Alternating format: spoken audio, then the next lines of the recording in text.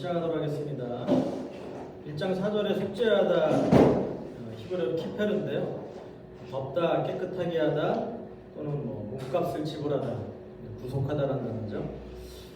속죄제에서는 오염된 성소를 씻어내고 사람의 죄를 씻어낼 때, 그때 이제 쓰이고요. 번제에서는 이제 그 죄를 사하다라는 의미보다는 대신하고 대체해서 이 예물이 드려진다라고 그렇게 보시면 되겠습니까?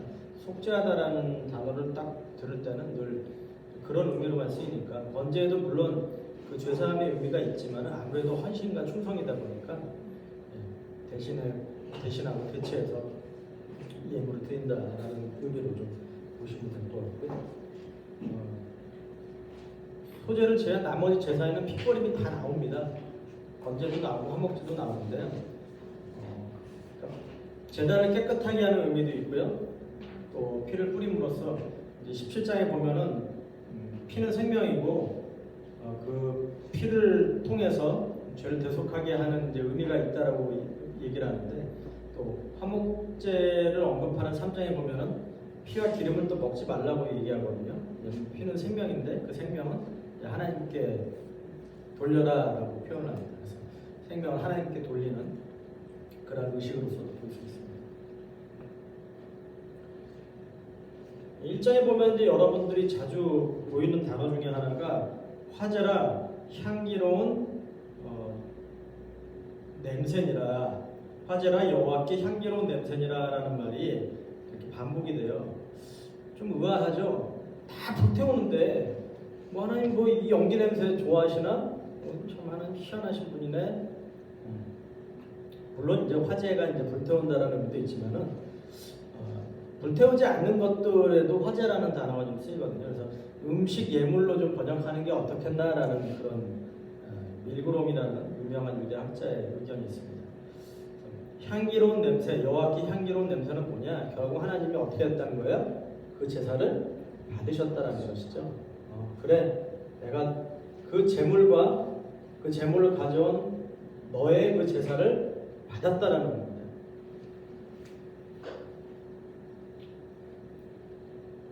번제는 매일 아침 저녁으로 드려지는 상번제가 있어요. 그러니까 이건 쉬지 않고 드려지는 거예요.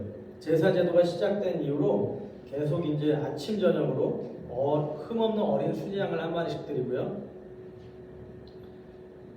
절기 때마다 또 이제 드려지기도 하는데, 번제는 이제 출산을 정결하게 할 때나 문둥병자, 유출 후의 정결, 그런 정결할 때 이제 번제가 드려지고요. 대속제, 또 초실절, 초막절 같은 절기나 나시를 서약할 때, 아무래도 이제 헌신을 표현하는 거니까 나시를 서약할 때도 번제가 드려지겠죠. 이 장은 이제 소제에 대해서 얘기를 하고 있는데요. 소제는 5대 제사 중에 유일하게 곡식으로 드려지는 제사입니다. 그래서 요리하지 않고 드리는, 그냥 고운 가루로 된 곡식의 소제가 있고요. 요리해서 드리는 거, 화덕, 그러니까 지금 얘기하면 오븐이고요. 철판, 냄비에다 드리는 거. 그 다음에 철판은 프라이팬입니다. 프라이팬. 그리고 냄비에 삶은 것은. 그런데 예외적인 규정들이 나옵니다. 누룩과 꿀을 넣지 말고 대신 소금을 쳐라. 그리고 나서 마지막으로 첫 이상. 보통 이제 요리하지 않는 건 밀가루를 의미하거든요. 첫 이상은 이제 보리를 말한다고 하는데, 약간 보리와 밀의 소제를 얘기하고 끝을 냅니다. 소제의 원어는 민한데요. 이 소제가 제일 먼저 언급된 것은 창세기에 나오죠. 가인과 아벨의 제사. 그래서 그때 하나님께 선물로 드렸다. 가인과 그 제물은 받지 않으셨죠. 아벨과 그 제물은 받으셨어요. 그러니까 아까 여호와께 향기로운 냄새라고 할 때 하나님 받으신 거는 제물뿐만이 아니라 그 제물을 드리는 사람까지도 다 받으셨다라고 봐야 됩니다. 그래서 소제의 의미는 곡식과 수확에 대해서 감사하는 게 기본적인 의미고요. 또 고운 가루처럼 성화된 삶을 살아야 된다는 그런 의미도 있죠. 일단 감사가 가장 큰 의미입니다. 소제의 예물은 크게 네 가지입니다. 요리하지 않은 소재는요, 밀가루, 그러니까 곱게 갈은 밀가루. 근데 보린도 갈면은 뭐 곱게 갈리긴 하는데 밀가루처럼 곱게 갈리진 않는다고 하거든요. 그래서 밀가루가 보는 게 좋다라고 이야기를 합니다. 고운 가루와 기름과 유향, 태우면 향이 나는 유향이에요. 그리고 소금을 드립니다. 기름이 상징하는 거는 이제 보통 신구약에서는 기쁨을 상징하고요. 또 성령의 기름 부심, 이제 성령을 상징하는데요. 이 기름과 유향을 늘 넣지는 않습니다. 곡식으로 드리는 속죄제가 있어요. 죄를 사할 때 가난한 사람은 곡식으로 드리게 하거든요. 그리고 이 여인이 바람을 편다 안 편다 의심의 소재를 드릴 때는요, 기름과 유향을 넣지는 않아요. 기념물이라는 단어가 나옵니다. 소재를 드릴 때 한 움큼을 불살라서 기념물로 제단 위에서 불사를 지니. 왜 기념물이라고 할까요? 기념물이라고 하는 건 이제 기억하다라는 그런 뜻인데, 그러니까 하나님이 소재 바치는 사람을 기억해서 은총을 베푸시는 건가? 아니면 단순히 하나님 이름에 대한 기념인가? 아니면 일부만 바쳤는데 그게 전체를 대표한다는 의미인가? 뒤에 보면 언약의 소금이란 말이 나오거든요. 그런 의미에서 봤을 때는 신의 산 언약에 대한 기념인가? 2번을 제외하고는 1, 3, 4번은 다 의미가 있는 것 같아요.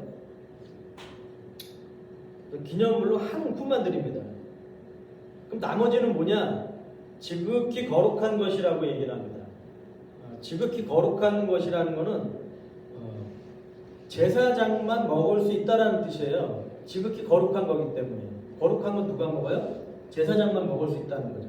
그러니까 이 제사장들이 하나님의 음식을 제사장들과 나누고 제사장들은 하나님의 식탁에 참여하는 특권을 누린다는 그런 뜻입니다. 지극히 거룩하다는 거죠. 요리에서 드리는 곡식의 소재가 있습니다. 화덕, 오븐, 철판, 프라이팬, 냄비. 그래서 여기에 보면은 개역개정에는 잘 안 나왔는데 화덕에 구운 것도요, 누룩을 넣지 말라고 나와요. 철판, 냄비 다 누룩 넣지 말라고. 왜 그러겠어요? 고운 곡식의 가루로 이렇게 드릴 때보다 이렇게 요리를 하면요, 아무래도 좀 쪼그라들겠죠. 그러니까 좀 누룩을 좀 넣고 싶은 마음이 있지 않을까요? 이렇게 좀 너무 작은데 그러면서. 그리고요, 유향을 넣으라는 말은 여기에 따로 없어요. 그래서 가난한 사람들을 배려하지 않는다. 유향이 1파운드, 그러니까 453g에 지금 시세로 가격으로 한 10만 원이 넘거든요. 그러니까 생각보다 유향이 비싸요. 뭐 소재 곡식으로 드리는 거니까 뭐 싼 거 아니야? 절대 그렇지 않습니다. 유향 포함하면요 비싸요. 그것도 생각보다. 그러니까 가난한 사람도 유향이 들어있지 않고 누룩을 첨가하지 않으면 요리해서 드리도록 그렇게 배려하고 있다고 볼 수 있습니다. 그러면서 예배적으로 누룩과 꿀을 넣지 말라고 해요. 왜 누룩과 꿀을 넣지 말라고 할까? 레위기에는 명확하게 얘기는 안 해요. 레위기의 상당수의 얘기들이 하나님 왜 이거를 하라 하지 말라 그 이유가 없어요. 그러니까 어떤 면에서는 우리가 레위기를 읽을 때 하나님 왜 여기에 대해서 특별히 말씀 안 해주셨을까?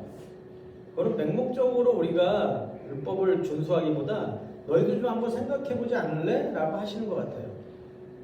뭐 실제적인 이유는 누룩이나 꿀이 들어가면 부패하고 변질되니까 넣지 말라는 의미가 있고요. 또 제가 초두에 설명했지만은 죄나 유혹, 쾌락을 의미하니까 그러한 의미에서 아마 누룩과 꿀을 넣지 말라고 하지 않으셨을까라고 봅니다. 대신 예외적으로 처음 익은 것, 누룩과 꿀도 처음 익은 것을 하나님께 그냥 드릴 수 있어요. 그러나 번제단에 채울 수는 없다는 거죠. 대신 드려야 될 거는 소금을 치라고 합니다. 2장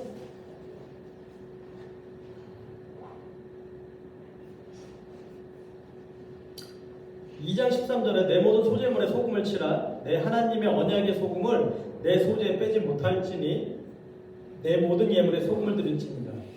처음에는 소재물에 소금을 치라 말씀하시면서 언약의 소금을 빼지 못한다라고 하시고 그 다음에는 모든 예물에 소금을 치라고 나와요. 그러니까 소재물에만 소금을 칠하고 말씀하시는 것에 더 나아가지고 모든 예물에 다 칠하고 말씀하십니다.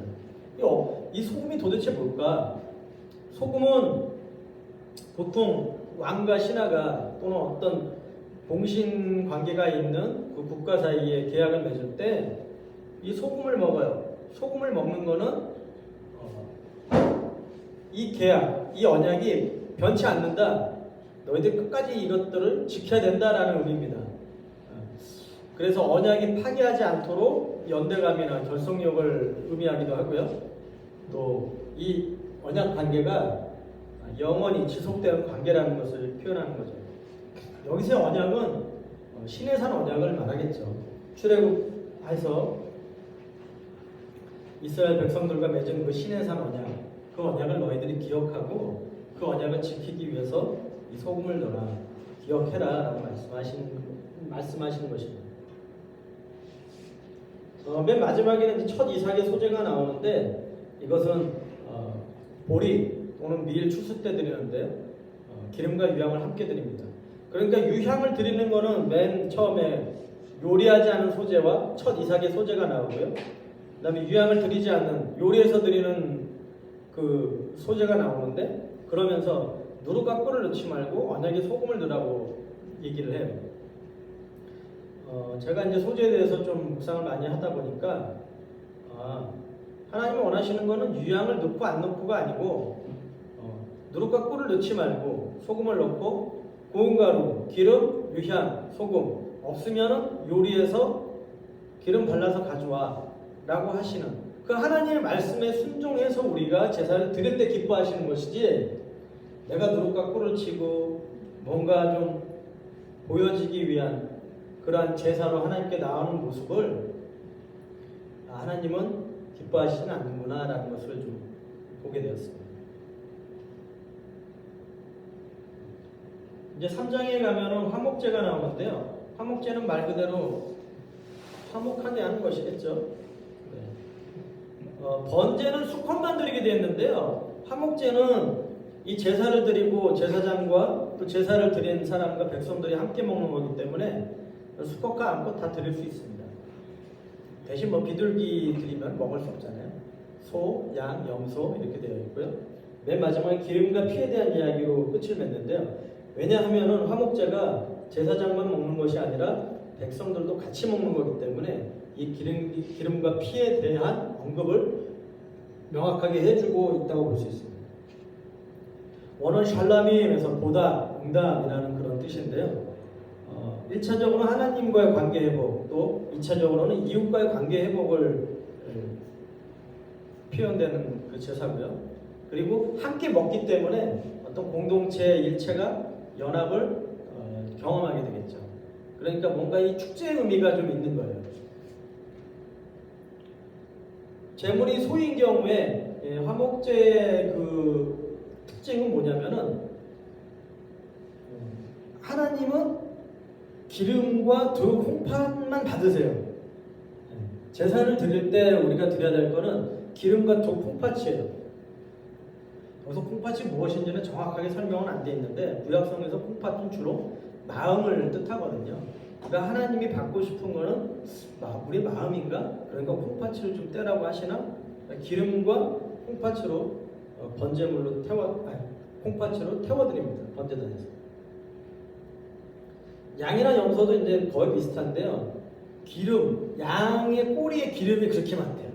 꼬리에 그 미골에 된 기름진 꼬리를 딱 또 가져다가 태운다라는 그런 특징이 있죠. 맨 마지막에는 너희가 기름과 피를 먹지 말라 얘기하십니다. 너희는 기름과 피를 먹지 말라. 이는 너희의 모든 처소에서 너희 대대로 지킬 영원한 규례니라. 왜 기름과 피를 먹지 말라고 할까? 여러분 기름 드세요? 아니요. 피는요? 선지 안 먹어요? 선지. 최근에 최근에 먹었다고요? 네, 하나님께 속한 것이기 때문에 먹지 말라라고 얘기를 하는데 피는 17장에 그 이유가 나오거든요. 근데 기름은 특별한 이유가 나오진 않아요. 대신 사무엘하 1장 22절에 보면 기름이 힘의 근원으로 여겨지고 있고요. 그리고 피와 함께 나오는 걸로 봐서 생명과 관련이 있는 것 같아요. 그러니까 피와 기름은 생명의 대표적인 요소로 보고 하나님께 그 생명과 관련된 것은 드러나라고 하는 거죠. 왜 하나님이 이렇게 생명을 좋아하실까? 생명과 관련된 부분을 좋아하실까? 그건 레위기에 죽음, 부정과 관련된 거는 죽음과 가깝기 때문에 부정을 자꾸 피하라는 얘기들이 나오잖아요. 그런 의미에서 하나님은 굉장히 생명을 사랑하시고 생명력 있는 그러한 삶을 원하시는 게 아닌가라는 생각을 좀 해봤습니다. 속죄제와 속건제가 나오는데요. 속죄제는 제사장, 회중, 족장, 평민 이렇게 신분에 따라서 드리는 속죄제가 4장에 나와요. 그리고 5장 1절부터 13절까지는